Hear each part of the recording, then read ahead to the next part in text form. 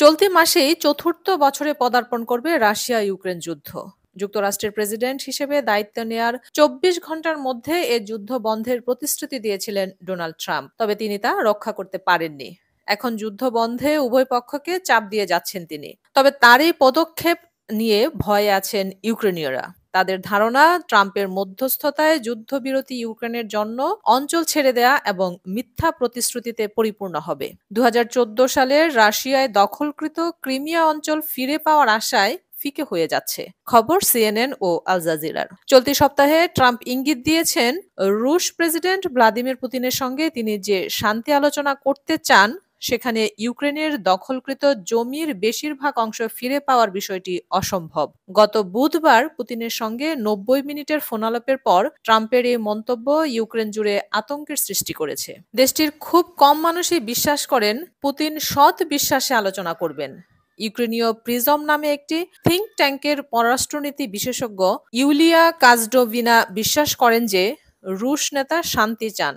তিনি বলেন, আমরা ইতোমধ্যে রুশ পক্ষের সঙ্গে অনেক বছর ধরে আলোচনা করছি। রাশিয়া ইউক্রেনের সঙ্গে চুক্তি লঙ্ঘন করার ইতিহাস রয়েছে কয়েক দশক ধরে। ১৯৯৪ সালে ইউক্রেন যুক্তরাষ্ট্র, যুক্তরাজ্য ও রাশিয়ার কাছ থেকে গ্যারান্টির বিনিময়ে তার পারমাণবিক অস্ত্র ত্যাগ করতে সম্মত হয়েছিল। সেখানে প্রতিশ্রুতি ছিল তারা ইউক্রেনের সার্বভৌমত্ব এবং আঞ্চলিক অখণ্ডতাকে সম্মান করবে। তবে ২০১৪ সালে অবৈধভাবে ক্রিমিয়াকে দখল এবং পূর্ণ ইউক্রেনের সংঘাত ছড়িয়ে দেওয়ার পর মস্কো একটি যুদ্ধবিরতির চুক্তিতে স্বাক্ষর করে, কিন্তু সেই চুক্তিও তারা বারবার লঙ্ঘন করেছে। এরপর ২০২২ সালে ইউক্রেনে পূর্ণ মাত্রায় আক্রমণ শুরু করে। কাজডোভিনা বলেন, আমরা জানি রাশিয়া খুবই দ্বিচারী। যখন ছাড় দেওয়া এবং শান্তি স্থাপনের কথা আসে, তখন তারা বেঁকে বসে। তারা কোনো ছাড় দেয় না।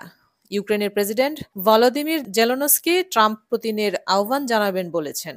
কিয়েভের সম্পৃক্ততা ছাড়া তার দেশ আমেরিকা ও রাশিয়ার মধ্যে হওয়া চুক্তি মেনে নেবে না। তিনি বলেন, একটি স্বাধীন দেশ হিসেবে আমরা আমাদের ছাড়া কোনো চুক্তি মেনে নিতে পারি না।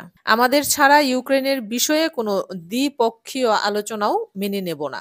রুশ বাহিনী বর্তমান ইউক্রেনের প্রায় ২০% ভূখণ্ড দখল করে আছে। ৩ বছর আগে বিনা উস্কানিতে ইউক্রেনের আগ্রাসন শুরু করার আগে তাদের নিয়ন্ত্রণে ছিল প্রায় ৭%। ইউক্রেনীয় কর্মকর্তাদের মতে প্রায় ৬০ লাখ মানুষ রাশিয়ার দখল করা অঞ্চলে বাস করছে। সেখানকার মানবাধিকার পরিস্থিতির চরম অবনতি হচ্ছে বলেও জানিয়েছে জাতিসংঘ। এদিকে ইউক্রেন যুদ্ধ নিয়ে আলোচনার জন্য মার্কিন ও রুশ কর্মকর্তা শিগগিরই সৌদি আরবে বৈঠক করবেন বলে জানিয়েছেন সংশ্লিষ্ট একটি সূত্র। মার্কিন পররাষ্ট্রমন্ত্রী মার্কো রুবিও, জাতীয় নিরাপত্তা উপদেষ্টা মাইক ওয়াল্টজ ও হোয়াইট হাউসের মধ্যপ্রাচ্য বিষয়ক দূত স্টিভ উটস্কফ সৌদি আরব সফর করবেন বলে মার্কিন প্রতিনিধি মাইকেল ম্যাককল রয়টার্সকে জানিয়েছেন। ইউক্রেনের যুদ্ধ নিয়ে আলোচনার জন্য আগামী সপ্তাহে জরুরি সম্মেলনে বসতে যাচ্ছেন ইউরোপের নেতারা। এ যুদ্ধ অবসানে রাশিয়ার সঙ্গে আলোচনা শুরু করতে যাওয়ার কথা জানিয়েছেন যুক্তরাষ্ট্র, কিন্তু ওই আলোচনায় ইউরোপকে যুক্ত করা হবে না বলে জানিয়েছে ট্রাম্পের বিশেষ দূত কেইথ কেলগ। এ নিয়ে উদ্বেগ থেকে ইউরোপের দেশগুলো জরুরি এই সম্মেলনের আয়োজনের কথা রয়েছে বলেও ধারণা করা হচ্ছে। ফ্রান্সের রাজধানী প্যারিসে ওই সম্মেলন অনুষ্ঠিত হবে। মিউনিখ নিরাপত্তা সম্মেলনে দেয়া বক্তৃতায় জেলেনস্কি ইউরোপের সেনাবাহিনী গঠনের আহ্বান জানিয়েছেন।